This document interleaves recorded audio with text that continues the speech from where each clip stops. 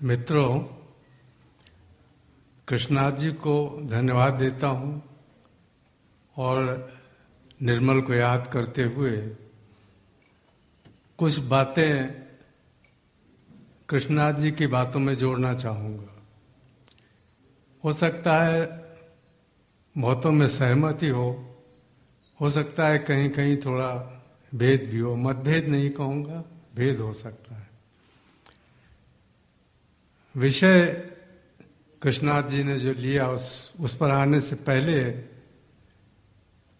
कृष्णनाथ जी की पुस्तिका जो आपके सामने है उसे मुझे पढ़ने का मौका मिला, तो मूल विषय से हट के थोड़ी बात ये कहना चाहूँगा कि भाषा कृष्णनाथ जी की अपने आप में एक अनुभव है। भाषा की चर्चा होती रही है, निर्मल के बारे में, अज्ञेय की भाषा के बारे में भी। इन दोनों की भाषाएं बहुत परिमार्जित, सधी हुई और आत्मचेतन भाषाएं हैं। कृष्णनाथ जी बोलते हैं तो एक यात्री की तरह, उसमें एक साधुता और फक्कड़पन है, आजाद भाषा है, छोटे छोटे वाक्य हैं और छोटे छोटे वाक्यों में गहरी बातें कही हैं उन्होंने। भाषा को लेकर मेरा ऐसा भी अनुमान है कि काशी या वाराणसी के इलाके में या उसके आसपास के इलाके में जो हिंदी विकसित हुई उस पर संस्कृत का, उसके वाक्य विन्यास का काफी प्रभाव रहा। जो भाषा उससे दूर थोड़ा अवध के इलाके में विकसित हुई उस पर शायद उर्दू का ज्यादा प्रभाव रहा। अंग्रेजी की भाषा एक बिल्कुल अलग तरह का प्रभाव लाई, जैसे वाक्य विन्यास, अंग्रेजी का बिल्कुल फर्क है। हिंदी भाषा में पैरेंथेसिस कम है, सीधे वाक्य बोले जाते हैं, जैसे कि महावीर प्रसाद द्विवेदी की या प्रताप नारायण जी की या भारतेंद्र की उस समय की भाषा आप देखिए तो वो भाषा छोटे वाक्यों की कला है। मुझे यही चीज कृष्णनाथ जी को पढ़ते हुए लगी कि इन्होंने छोटे वाक्यों को लगभग शब्दों की तरह इस्तेमाल किया है और वो हमारी बोलचाल की भाषा के पास होते हुए भी हमारी विचारों की भाषा के भी बीच इतनी खुलेपन से चली जाती हैं, लौट आती हैं। ये अपने आप में एक कला है, एक कौशल है। तो ये सिर्फ बाय द वे बातें मेरे मन में आई जो पढ़ते हुए, और इसमें शायद कहीं इनका कृष्णनाथ जी का जो एक घुमक्कड़ या सैलानी स्वभाव है, जो अनुभव है, जिनको हम उनके यात्रा पुस्तकों में देखते रहे हैं, शायद उसका भी बहुत कुछ जिम्मेदारी है। और कहीं एक बिल्कुल अलग संदर्भ में कबीर जैसे लोग याद आते हैं जो घुमक्कड़ थे, घूमते रहते थे, जहाँ जाते थे वहाँ की भाषा ले लेते थे और उसको अपनी तरह से गूढ़ गंभीर ज्ञान को भी बड़ी सहज भाषा में हम तक संप्रेषित करते थे। वो गुण मुझे कृष्णनाथ जी की भाषा में लगा। बुद्ध, यहाँ से मैं एक दूसरी ओर आना चाहता हूँ। एक दूसरी डिसिप्लिन जो कृष्णनाथ जी के साथ रही है वो उनका बौद्ध धर्म के प्रति लगाव। हम याद करें, बुद्ध स्वयं घुमक्कड़ थे, सैलानी थे, एक जगह नहीं रुकते थे। खाली बरसात में जब वर्षा ऋतु होती थी तब यात्रा बंद करके ठहरते थे और उनके काफी प्रवचन जो हैं ऐसे अवकाश के समय में जैसे श्रावस्ती वगैरह में होते रहे हैं। ये परंपरा चलती रही। बाद में तमाम बौद्ध भिक्षु मॉन्क्स जो थे पूरे यूरोप में घूमते रहे, पूरे यूरेशिया में घूमते रहे। यूरेशिया शब्द मैं यहाँ जानबूझकर इस्तेमाल कर रहा हूँ। इधर पिछले 30-40 वर्षों में जो जानकारियाँ विभिन्न भाषाओं से हम तक पहुंची हैं, प्रमुख रूप से चीनी भाषा और रूसी भाषा से, उसने हमारे इतिहास को, खासकर यूरेशिया के इतिहास को एक नई रोशनी में हमारे सामने रखा है। कुछ किताबें हैं, जैसे गफरोव की किताब मध्य एशिया का इतिहास पर निकली, या ग्रोसे की फ्रेंच पुस्तक थी 1972 में छपी थी, जो कि अब अंग्रेजी अनुवादों से में उपलब्ध है, द हिस्ट्री ऑफ स्टेपीज करके। अद्भुत किताबें हैं ये। पहली बार ये हमको मालूम होता है कि मध्य एशिया कितना घनिष्ठ रूप से भारत के संस्कृति और इसके धर्मों के साथ जुड़ा रहा है। अभी तक जो हम लोग को टेक्स्ट बुक्स में पढ़ाया जाता था, शायद मैं थोड़ा विषय को बढ़ा रहा हूँ, लेकिन कुछ काम की बातें शायद निकले इससे, कि खैबर के दर्रे से मध्य एशिया के बर्बर शासक प्रशासक फौजी लोग आते थे, भारत को लूट के लौट जाते थे। धीरे धीरे जब हिस्ट्री के और गहराई में गए तो मालूम हुआ कि भाई इनमें से तो बहुत से ऐसे हैं जो शायद हमारे पुरखे रहे। तो जिनको हम बर्बर समझ रहे हैं, ये बारबेरियंस ही नहीं थे, और तरह के लोग भी थे, जैसे जिनको स्काइथियंस या हूण कहा जाता है, शक या हूण, इनके भी तमाम वंशज भारत आए, और सिर्फ फौजी ढंग से नहीं आए, इनके माइग्रेशन, स्लो माइग्रेशंस होते रहे यहाँ। और भारत संबंध की बात कही है कृष्णनाथ जी ने, उस पर थोड़ा बोल रहा हूँ कि हमारे संबंध इतने प्राचीन है कि यकीन नहीं होता कि सचमुच ही भारत के लोग देश और काल की इन सीमाओं को लांघ कर पहुंचते रहे हैं, और इनका यूनानी दार्शनिकों से बातचीत का सिलसिला कभी टूटा नहीं। एक नाम लूंगा मैं, हम लोग जानते नहीं है, पढ़ाया भी नहीं जाता है, यूसेबियस। ये 3री या 4थी सदी में थे, जिन्होंने किताब लिखी, रिसर्च किया, मॉन्क थे, ये क्रिश्चियन मॉन्क थे। इनकी एक किताब है the making of the gospel. उसमें उन्होंने गॉस्पेल किस तरह से बनी, उसके पीछे की क्या विचारधाराएं थी, उस पर रिसर्च की है। अद्भुत काम है ये। हम लोग लैटिन स्कॉलर्स को के प्रति लगभग अनभिज्ञ हैं।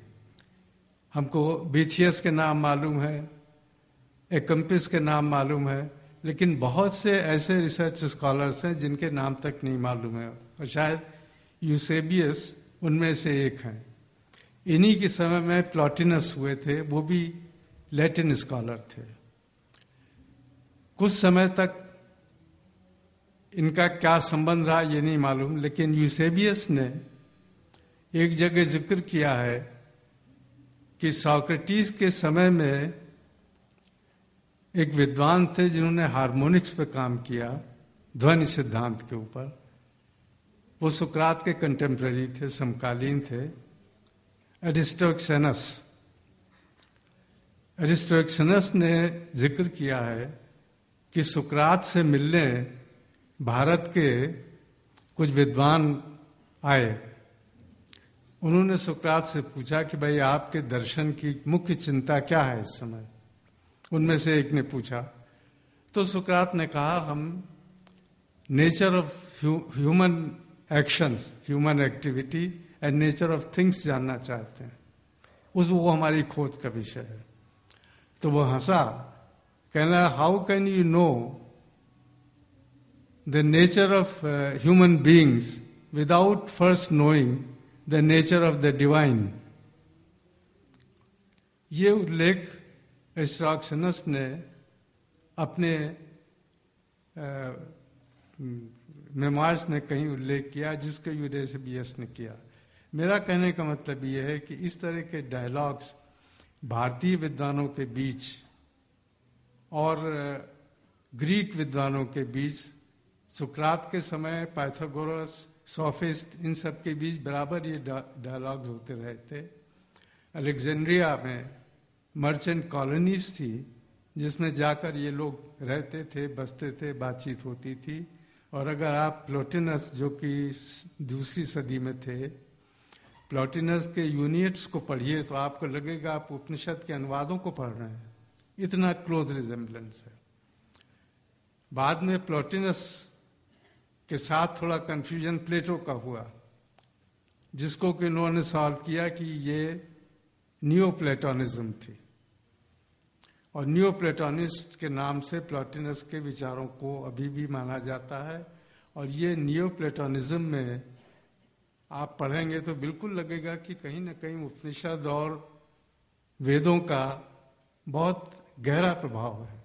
ये अकस्मात नहीं हो सकता है, ये बरसों में आया होगा उसमें। और गॉस्पेल के जो विचार हैं उसमें जो समानताएं आपको दिखेंगी उपनिषद की, वो बाद में आखिर तक आपको सूफीज्म तक में चली आई थी।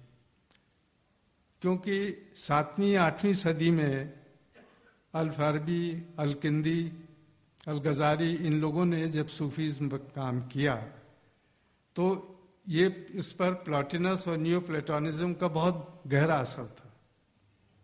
इसलिए सूफीज्म में जिस वेदांत को हम पहचान पाते हैं वो ऐसा नहीं कि भारत में आके मिला हो, ये बहुत पहले ही सूफी धर्म में एब्सॉर्ब हो चुका था। और इसका उल्लेख काफी विस्तार से यूरोपीय सोर्सेज में अभी भी मिलता है। लेकिन 15वीं सदी में जब यूरोप को ये चिंता हुई कि हमारी आइडेंटिटी, हमारी कल्चरल आइडेंटिटी अलग होनी चाहिए, तो उन्होंने ग्रीक फिलोसफर्स के एक सीधी परंपरा यूरोप से जोड़ी।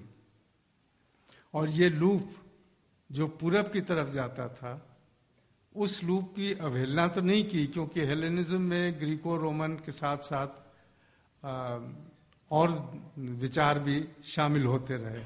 लेकिन प्रमुखता इस बात को दी कि एक यूरोपीय आइडेंटिटी या यूरोपीय ट्रेडिशन बिल्कुल अलग है और जो पूरब का ट्रेडिशन है ये अलग है। ये विभाजन पहली बार यूरोपीय दृष्टि में आया, एशियन दृष्टि में नहीं था। एशिया के समय में ये बराबर मिक्स होते रहे। और इस बात पर खास तौर से ध्यान देना चाहिए कि ईसा के 1000 वर्ष तक जो दो प्रमुख धर्म जिनका उद्भव हुआ, एक क्रिश्चियनिटी और दूसरा इस्लाम, इनके बीच टकराहटें भी होती रहीं और इनके बीच डायलॉग, संवाद भी होते रहे। और दोनों ने एक दूसरे के जो मुख्य धर्म ग्रंथ हैं उनको प्रभावित किया है। जब हम बाइबल पढ़ते हैं उसमें तमाम नाम ऐसे आते हैं जो कि ओल्ड टेस्टामेंट के नाम हैं। इब्राहिम, अब्राहम का नाम, जैसे डेविड, दाऊद, ये सारे नाम तब आए हैं जब दोनों के बीच घनिष्ठ संबंध रहे। तो मैं कृष्णनाथ जी की बात को ही आगे बढ़ाते हुए कहना चाहूँगा कि संबंधों की इस परंपरा को हमें फिर से सोचना पड़ेगा। ये संबंध बाद के नहीं हैं, बहुत पहले के हैं और इनका एक बड़ा दृढ़ इतिहास है। हम उस इतिहास से पूरी तरह वाकिफ नहीं हैं, लेकिन जैसे जैसे नई जानकारियां हमारे सामने आ रही हैं हमको पता चलता है कि साहब ये स्काइथियंस जिनको बारबेरियंस कह के रिजेक्ट कर दिया गया, ये तो शक हैं जिससे हमारा शक संबंध शुरू होता है। और ये एरिया जिनको हम आज अफगानिस्तान, कश्मीर कहते हैं, ये हब रहे हैं बहुत बड़ी विद्वत्ता के केंद्र। कश्मीरी पंडित जो हैं चीन से लेकर के और बिहार तक इनका आना जाना था। इन्होंने पूरे संस्कृत पोइटिक्स का निर्माण किया। अद्भुत विद्वान थे, बड़ा इनका आदर था। इसी तरह से जो बौद्ध मॉन्क थे ये यात्राएं करते थे और इनकी यात्राएं पहली दूसरी सदी से ही शुरू हो गई थी जब चीन में बौद्ध धर्म पहुंचा है। और बौद्ध धर्म के सर्वाइवल को हमें सोचना चाहिए। उसके प्रमुख कारण क्या थे? प्रमुख कारण था इनकी मेंटेलिटी। बौद्ध धर्म का प्रमुख चीज कंपैशन, करुणा, और दूसरी थी टॉलरेंस। इनके सर्वाइवल का प्रमुख गुण ये था। जब शांति जगहों पर जाते थे, ये रहते थे, विचार करते थे, चिंतन मनन करते थे, प्रचार करते थे।